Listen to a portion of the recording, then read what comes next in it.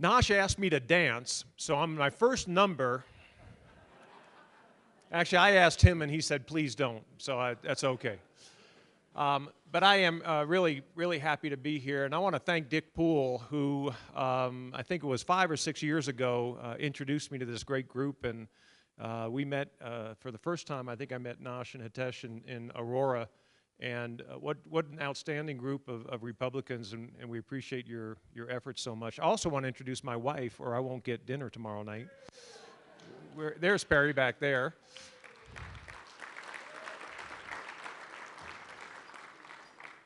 Voted one of the top 3 conservatives in the Colorado House. So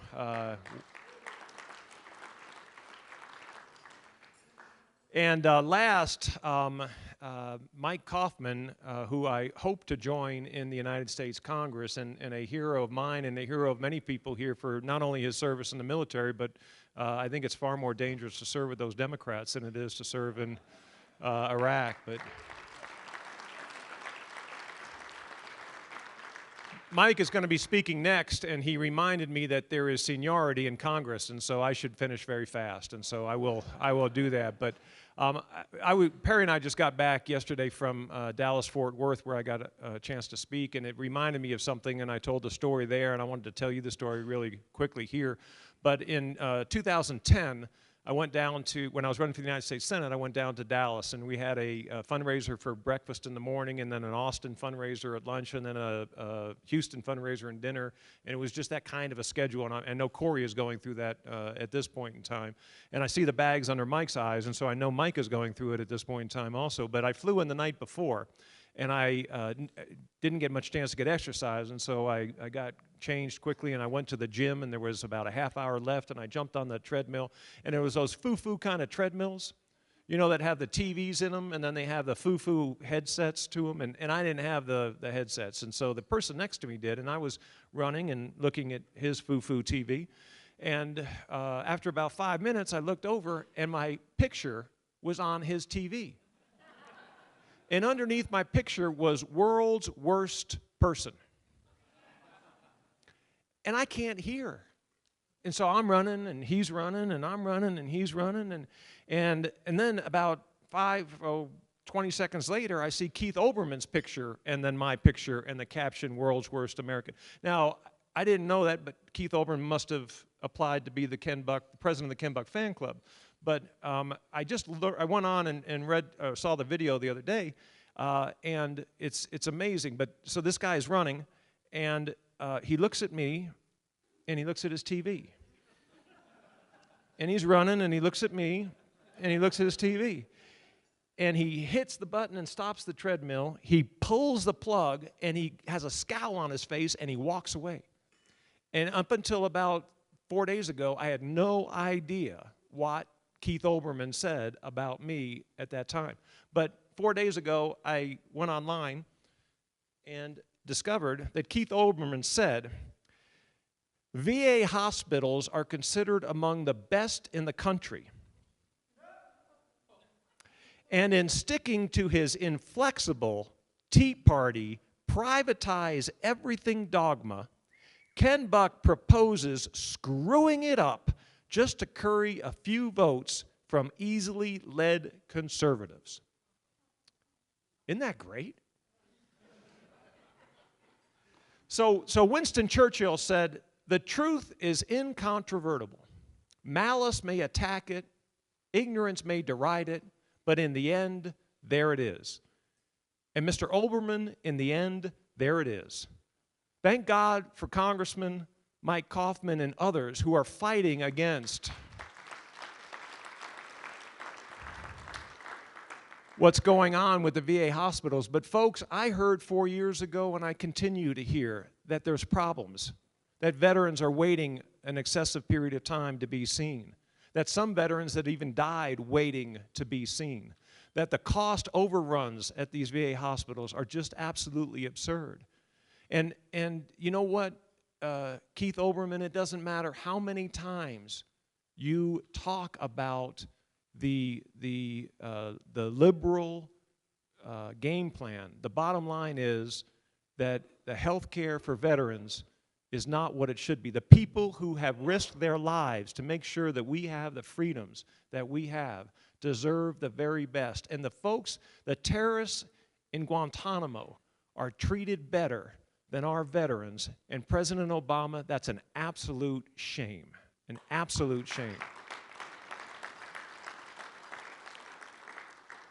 And one other thing I thought was kind of funny, as I was researching this to talk in Dallas 2 days ago, I looked at the website, and there was a bill passed 10 days ago, 12 days ago in Congress, and the Wall Street Journal had an editorial on it. And I read the Wall Street Journal editorial, and what the Wall Street Journal, they were talking about the compromise between Republicans and Democrats, and the Wall Street Journal says, Democrats agreed that $10 billion could go to fund private care for veterans. Oh my, that was very big of those Democrats to agree to that. But I have to tell you, health care is important to me. A year ago, this past March, I was diagnosed with stage 4 cancer. And many of you saw me at that time and after that with no hair. But I had 22 tumors in my neck. I had 12 under my arm. I had cancer on my spleen. I had cancer on 8 different bones in my body. Doctors said I had a 50-50 chance of living. And they said that if I didn't take chemo, I would be dead in 3 months. That's a wake-up call. I went to a doctor on a Wednesday, and I said, I've got a lump here, and he felt it, and he said, let's get you an ultrasound. I went in for the ultrasound on Thursday. I looked at the technician, and I said, ma'am, is it a boy or a girl? She said, I've been working in this business for 25 years, and I've heard that joke every single day. Okay, I'm the one with cancer, and I'm trying to cheer you up, and I guess it didn't work. So Thursday, I get an ultrasound. Friday, I get an MRI. Monday, I'm in surgery. They took out a tumor. They determined it was cancer. Wednesday, I had a PET scan. They determined the extent of the cancer. Friday, I'm in chemo. 21-day cycle for my chemo. After 3 chemos, 42 days, there was not a trace of cancer in my body. God is great.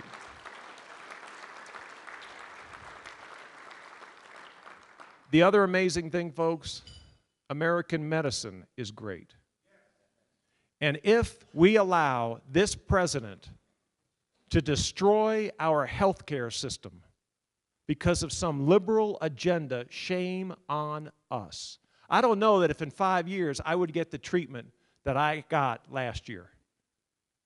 And that's a shame. We cannot allow that to happen. We can't allow it to happen because of our families, because of our neighbors, because of other Americans. And you know what? The truth is, the very people that this president says he's trying to help, he's hurting the most. I can afford supplemental insurance. I can afford to get some help, and many of you can also. It's the people that this president says he's trying to help that are the most vulnerable, and those are the folks that are going to lose. They're going to lose because of what he's doing to our economy. They're going to lose because of what he's doing to our education system, and they're going to lose because of what he's doing to our healthcare system. And we have to make sure that people like Mike Kaufman and Ken Buck are elected this November, and Cory Gardner and Bob Beaupre, and then we've got to put our big boy and big girl pants on, and we've got to make sure that we get a president elected in 2016 that is a president that reflects our values, a Republican. We've got to set our differences aside, and we've got to make sure that Hillary Clinton is never referred to as President Hillary Clinton.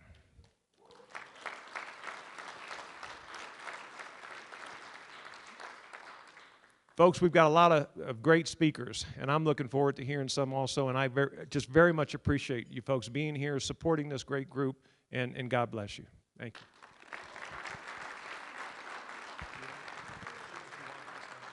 Go ahead.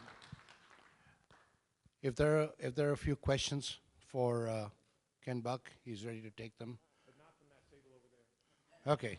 And you know how we do it back in the old country. Anybody, nobody. One quick point. Oh, no, not Dick Poole.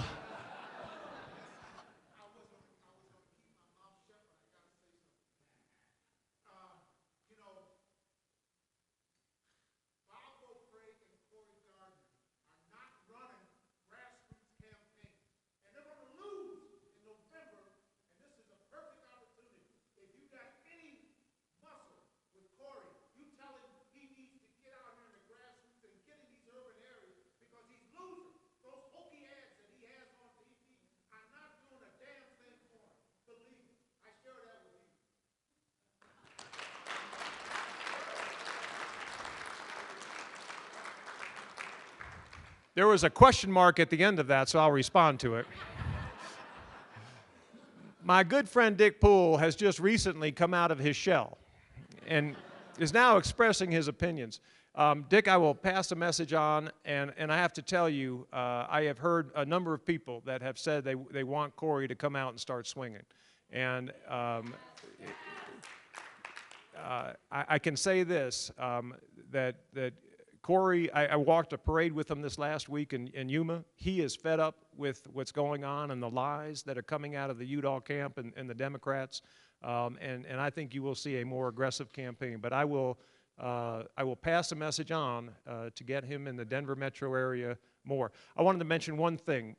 My good friend Gary Seacrest has now battled cancer. He has a similar hairdo to what I had before, and he is doing a great job, and God bless you, Gary.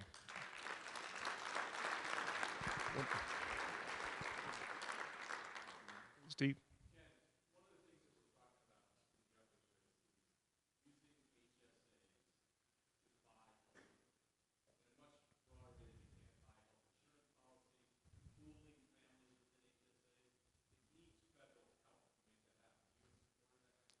I'm absolutely in support of it, and frankly, I think anything we can do to bring the private sector into healthcare and to get rid of this one-size-fits-all federal government. I'm in favor of getting rid of the federal government in education. I'm in favor of getting rid of the federal government in whole kinds. One, we can't afford it, guys. We have $18 trillion of debt. We're going under. We can't afford the kind of nonsense they're doing, and secondly, it's bad. The transportation system is going to be broke if we don't find money to keep it going, and in the healthcare system the same way. We haven't seen the worst parts of healthcare yet. They've put those off until after the 2014 election. It's going to get worse, and anything we can do to privatize and to take the burden away from the federal government, I am in favor of doing. Thank you, Steve. Thank you, sir. Thank you very much.